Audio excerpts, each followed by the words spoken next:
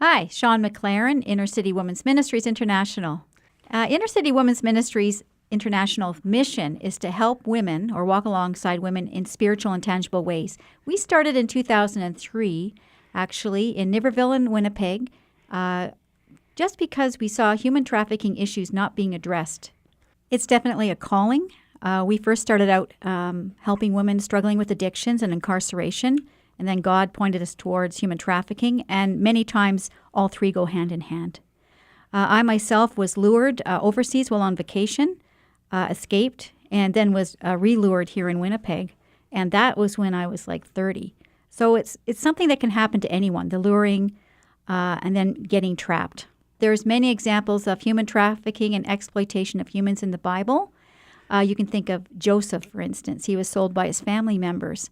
And there's Abraham as well. And if you look into the call of Abraham, you might be interested to know that not just Abraham left his land, but the people he had acquired. So we can assume, I haven't gone into the Hebrew yet, that there were bought slaves, there were slaves that were hired that went with him.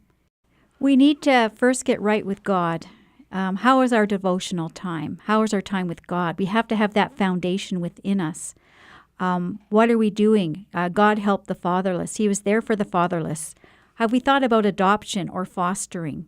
Many children do not have the fathers. Pray for fathers. Pray for single men.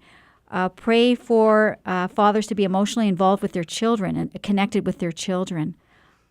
Traffickers really play on that. In fact, the number one thing when I ask ex-trafficked women, survivors, what is their need, they'll say, I need a mom and a dad. Number one need.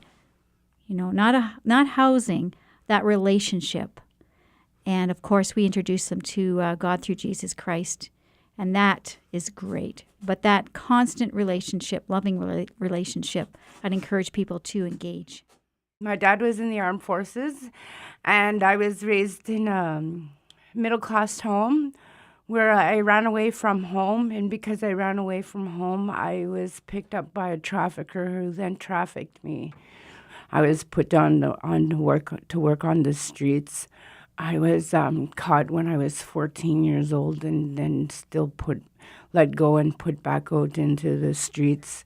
So it's been 20 years on and off the streets with drug addiction because I couldn't handle the realities of being human trafficked. But now I'm a survivor. I survived off the streets. I managed to get away from the people that were selling me on the streets. And now I have my own child and my own place to live. Know where they're going, know who their boyfriends are, who their friends are, and not like a creepy spy way, but as in a friendship way. Know the routes they're taking. And just be there, let them know Christ, let them know God, and pray for them. They're God's children. We got to realize they're not just your children, they're God's children.